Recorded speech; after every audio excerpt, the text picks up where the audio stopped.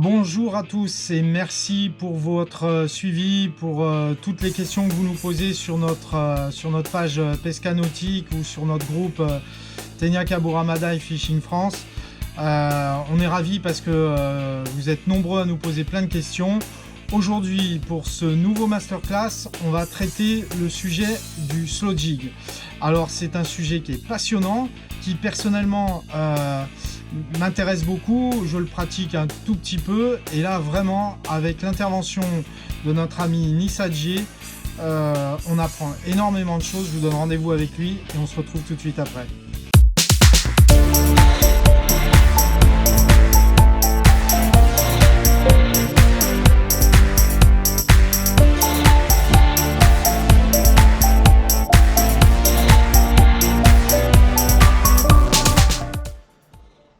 Bonjour à tous, bienvenue dans ce nouveau masterclass de Pesca Nautique.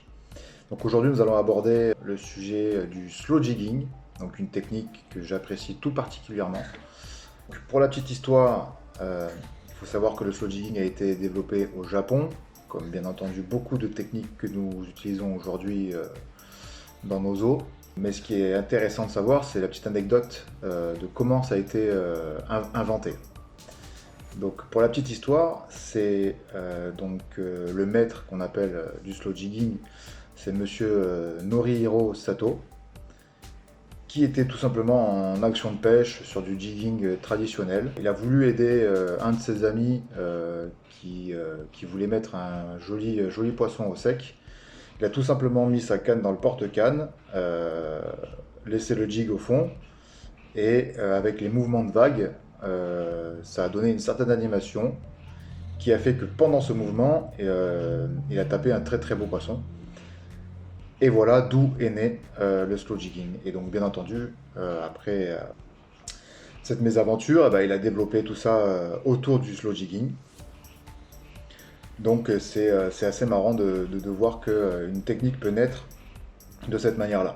Donc nous allons voir plusieurs choses pendant ce masterclass. Je vais essayer d'être assez bref et plutôt global, parce que si je commence à rentrer dans les détails, on ne va pas s'en sortir, pour essayer de respecter un format assez court.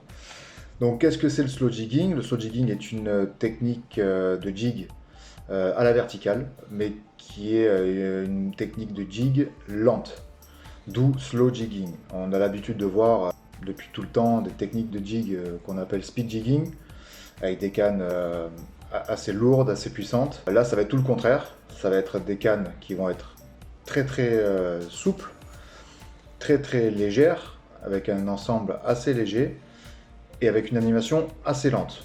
Mais pas seulement, parce qu'il va y avoir différentes variantes que je vais essayer de vous expliquer à travers cette petite vidéo. Donc je vais essentiellement parler de la partie slow jigging en Méditerranée. Qu'est-ce qui est important de savoir sur le slow jigging? Donc c'est une technique qui se pratique à la verticale, sur des postes bien particuliers.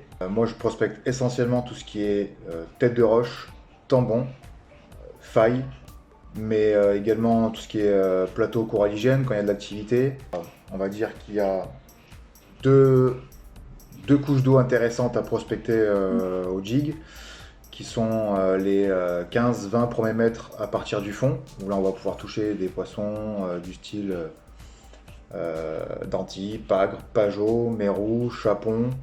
Mais également sur la couche au-dessus, on va pouvoir toucher tout ce qui est espèces pélagiques, donc entre guillemets chez nous pélamide, tout ce qui touche au tonidé, la céréole. Deux techniques qui se distinguent dans le slow jigging. Vous avez le slow jigging normal, entre guillemets, et vous avez également le deep jigging qui est du jig profond, où là on va dépasser les 200-250 mètres et on va aller chercher d'autres espèces. Donc d'autres espèces comme par exemple le sabre, la dorade rose, mais également récemment il m'est arrivé de faire des castagnols. On peut aussi toucher du cernier et d'autres espèces bien entendu.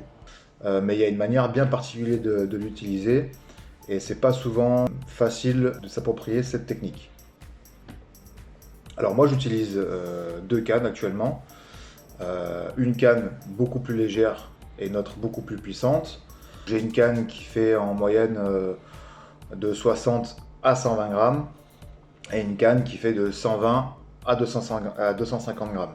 Alors pourquoi? Tout simplement pour prospecter des profondeurs différentes, parce que vous verrez très vite qu'il va falloir s'adapter aux conditions qu'on rencontrera, mais également à la profondeur qu'on pêche. En règle générale, les grammages que j'utilise vont de 80 grammes à 300, voire beaucoup plus. Je pêche en général entre 50 et au-delà de 300 mètres. Donc c'est ce qui en fait vraiment toute la particularité de cette technique, c'est qu'elle est assez vaste en termes d'approche, en termes d'espèces visées, en termes de postes prospectés. Mais elle est aussi très vaste en termes de technique, d'animation, de leurres différents, de formes différentes.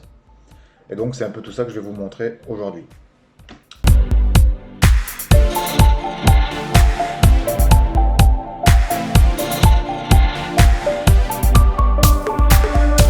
Donc nous allons aborder la partie des jigs et des formes de jigs.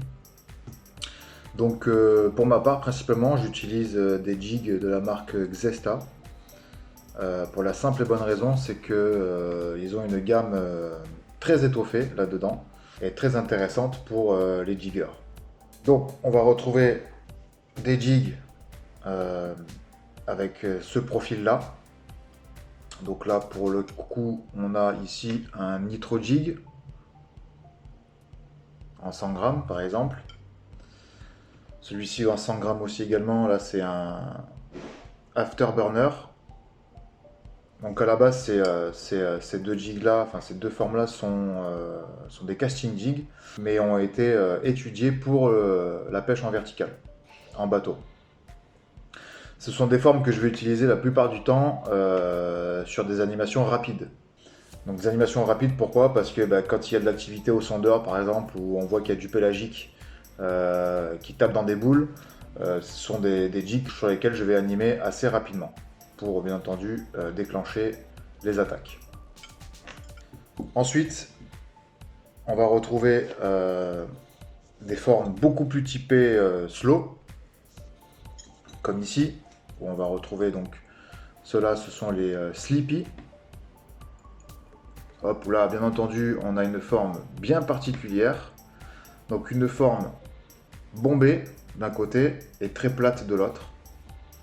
Hein, ce qui va vraiment lui donner cette animation en feuille morte au niveau de la descente.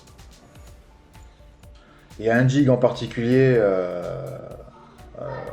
que beaucoup de jiggers connaissent autour de moi, et qui bien entendu est pour moi le numéro 1 aujourd'hui, ça reste le flap, donc le flap de chez Xesta, donc qui est comme ça.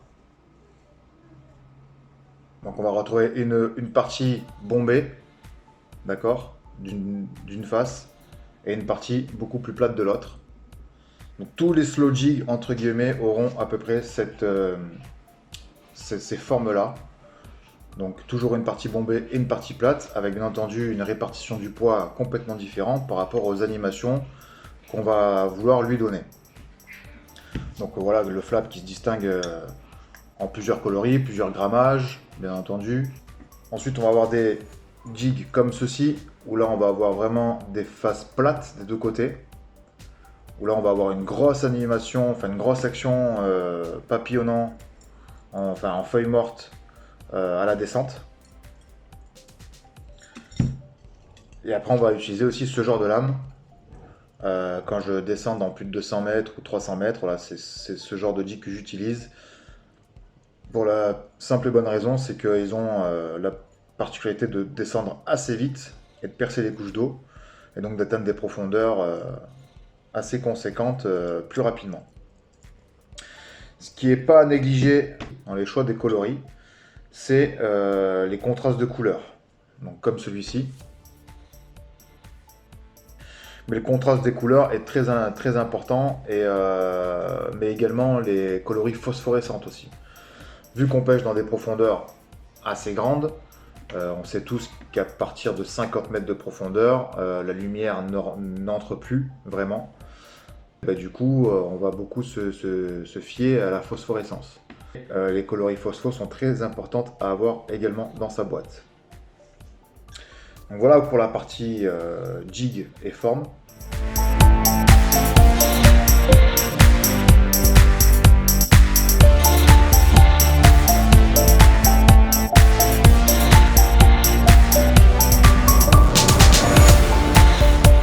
Ensuite, je vais aborder la partie assist, donc assist hook, hameçon. Pour ma part, j'utilise la marque BKK, donc qui est une marque que j'ai connue il y a à peu près 2 ans de ça, et qui m'étonne de plus en plus.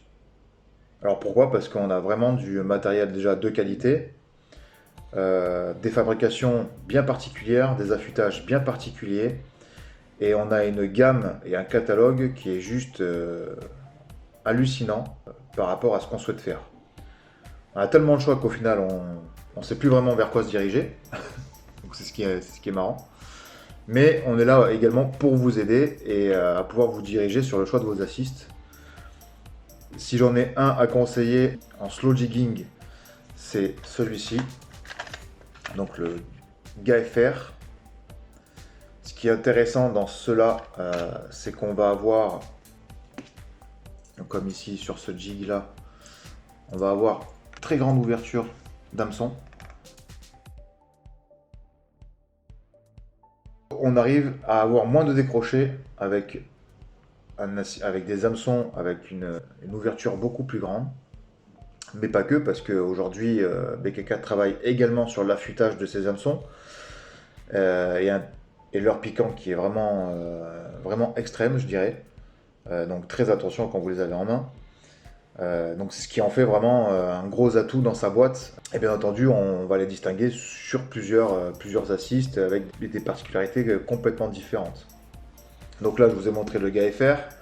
On a également le light jigging, qui est très bien, comme monté sur celui-ci. Où là, à la différence de l'autre, donc on va avoir une ouverture un peu moins large. Mais on va avoir par contre une pointe rentrante. Le poisson va se ferrer tout seul. Voilà. Et en plus de ça, on va ici retrouver des ligatures phosphorescentes. Donc, encore une fois, je reviens avec ce que je disais avant. Le phospho est très important. Donc on va l'avoir en petite taille, en grande taille, dans des tailles différents qu'on va adapter au poids et à la longueur de son jig. On va également retrouver, donc celui-ci je l'aime bien sur des petits jigs, les Lone Fighter, où là on va retrouver un assist bien particulier avec des poils. Mais il y en a beaucoup dans la gamme, il y en a énormément. Il y a celui-ci aussi qui est très intéressant, alors là je vous l'ai pris dans une grosse taille pour que vous puissiez bien le voir. Donc là on est sur le SF, pareil pointe rentrante, aiguisé à la main, enfin du moins affûté à la main, pardon. On va également retrouver une ligature phosphorescente, des poils phospho. Et ce qui est intéressant sur celui-ci, moi celui-ci je l'utilise énormément en grande profondeur, pour une simple raison, c'est qu'à un moment donné, on a un jig, certes, mais il faut savoir aussi que l'assist peut pêcher. Je m'explique, quand je suis en grande profondeur, que je vais rechercher par exemple le sabre, on sait tous qu'au-delà de 300 mètres, les poissons en grande profondeur ont un métabolisme assez lent. Donc je vais bien entendu adapter mon animation à l'espèce que je vais cibler. Et par exemple, ce jig là m'intéresse énormément quand je pêche lentement, également quand je fais des arrêts. Parce que oui, je fais des arrêts quand je jig. Pourquoi je fais des arrêts? Parce que automatiquement, quand je vais arrêter mon jig, alors quand je dis des arrêts, c'est des arrêts de 5 secondes, 10 secondes, mais c'est déjà énorme. Quand je vais arrêter mon jig, eh ben, c'est plus le jig qui va pêcher, c'est essentiellement l'assist. Et vous verrez en même temps que je vous le montre, l'action que peut avoir l'assist une fois à l'arrêt, avec le courant. C'est super bluffant de voir ça. Donc on me demande souvent également comment monter son jig sur le bas de ligne. Est-ce qu'on met des agrafes? Est-ce qu'on met des anneaux brisés? Donc il y a plein de choses qui existent. Moi, je vais vous montrer celle que je fais, tout simplement. Donc, ce qui est important, c'est de dissocier ces assists du bas de ligne. Donc, c'est-à-dire que moi, je vais utiliser donc un émerillon rolling plus un anneau brisé, donc qui lui sera directement relié à mon fluorocarbone. Donc pourquoi un émerillon rolling? Tout simplement, que je vais vous montrer, tout simplement pour ça. C'est-à-dire que si on ne met pas de rolling, on va automatiquement changer l'action du jig. Donc ce qui est important avec le rolling, c'est que le jig est complètement libre de faire l'action qu'on lui a donné de faire. Et ensuite, on va venir donc mettre ses assists, pareil, alors avec un anneau brisé et des anneaux soudés. Alors parfois les anneaux soudés sont vendus avec les assist hook, parfois ils ne le sont pas. Donc c'est toujours du petit matériel à avoir dans sa boîte, des anneaux brisés, des anneaux soudés et des rollings. Voilà.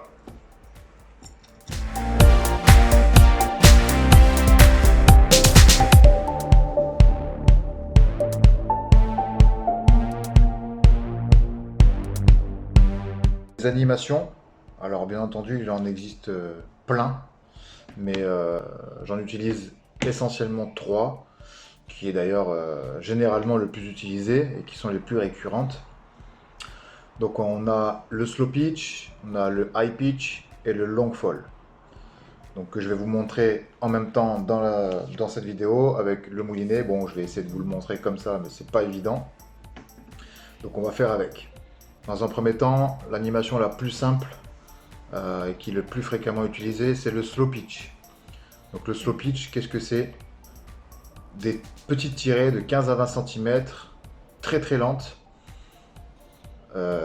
C'est un coup de sion tous les 1 à 2 secondes et une récupération au moulinet de 1/8, 1/4, voire un demi-tour de manivelle. Donc tout simplement comme ceci. 1/8.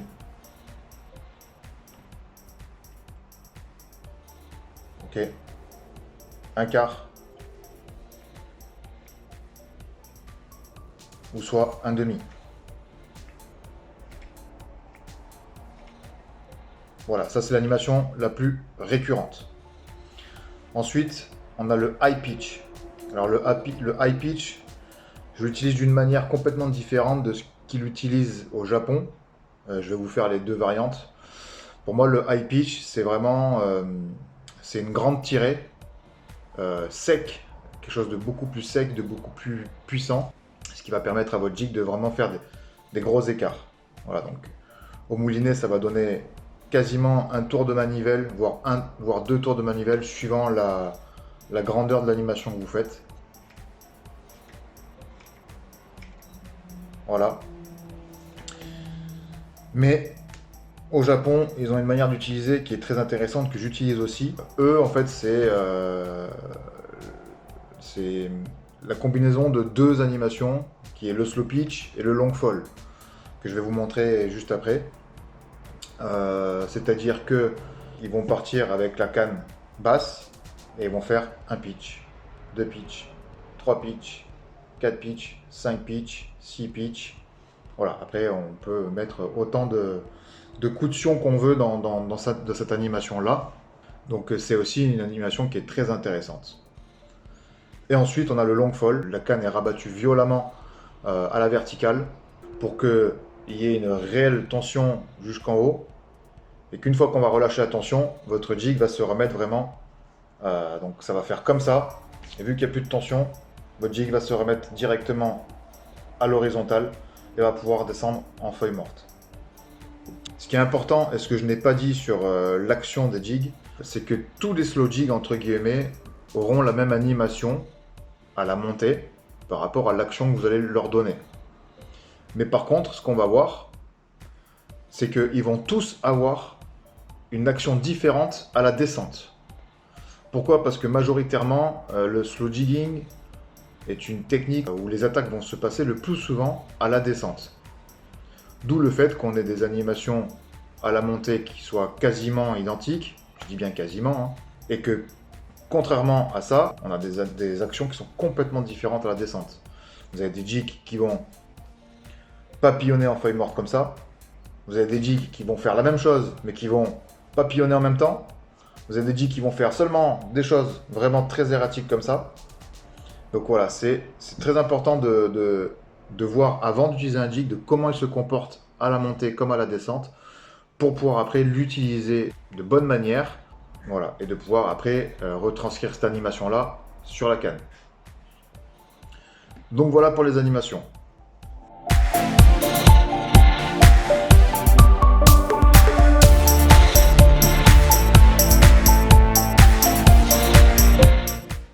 Ensuite, je vais vous parler des tresses. Donc, parce que bien entendu, un bon ensemble, c'est un bon équilibrage de tous les éléments qui le composent, et en particulier la tresse également. Là, dès qu'on va sortir de ce confinement, j'aurai la grande surprise de pouvoir utiliser cette tresse-là, qui est donc de chez Sunline, la PE Jigger, qui est une tresse étudiée et fabriquée pour le jigging. La particularité de cette tresse, ça va être un nouveau revêtement et un nouveau tressage, c'est-à-dire c'est la technique du SSP, Smooth Surface Processing. En gros, c'est une méthode de fabrication où on va lui donner le profil le plus rond possible pour une tresse, et également améliorer énormément sa glisse, alors que ce soit dans les anneaux de la canne ou dans l'eau, ce qui va grandement améliorer en fait le comportement de votre jig. En pêche verticale, on va grandement améliorer notre dérive, c'est-à-dire qu'on va faire des dérives beaucoup plus longues parce qu'on va avoir une tresse de meilleure qualité qui va fendre les couches d'eau et donc qui va moins s'emporter dans le courant et dans la dérive. Alors je dis pas qu'on va tout le temps rester à la verticale, hein, et donc il va falloir quand même se replacer et repasser dessus, mais déjà si on gagne ne serait-ce que 30, 40, 50 mètres de dérive avec ce genre de tresse, c'est déjà énorme. Et bien entendu, j'utilise également la Siglon en 8 brins de chez Sunline, mais je vous avoue que j'ai très hâte d'essayer celle-ci. Parce que rien qu'au remplissage du moulinet, j'ai vraiment vu une très grosse différence déjà au niveau de la glisse. Et donc j'imagine ça en action de pêche, je pense avoir de sacrées surprises avec cette tresse-là.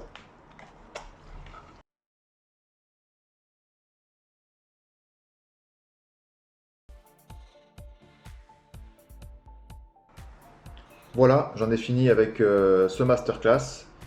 Comme je vous l'ai dit, c'était quelque chose de très global au niveau de l'approche de cette technique-là. Je vous invite à venir poser vos questions directement sur le groupe. On essaiera de vous y répondre le plus rapidement possible pour que vous puissiez avoir des éléments de réponse. En tout cas, j'espère que cette petite vidéo vous aura déjà répondu à certaines de vos questions. Moi, j'ai pris plaisir à la faire. Sur ce, je vous dis à bientôt et au plaisir. Au revoir.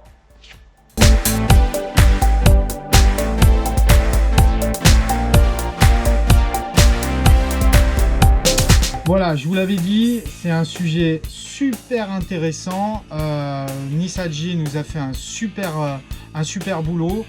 Je vous donne rendez-vous pour les prochains masterclass. On est en préparation d'un masterclass sur le shore jigging avec notre ami Jessie. Vous aurez également un interview sur la pêche au thon au leurre avec Christophe Botrel. Bref, on vous prépare plein de choses. À très bientôt et merci encore pour votre fidélité. À bientôt.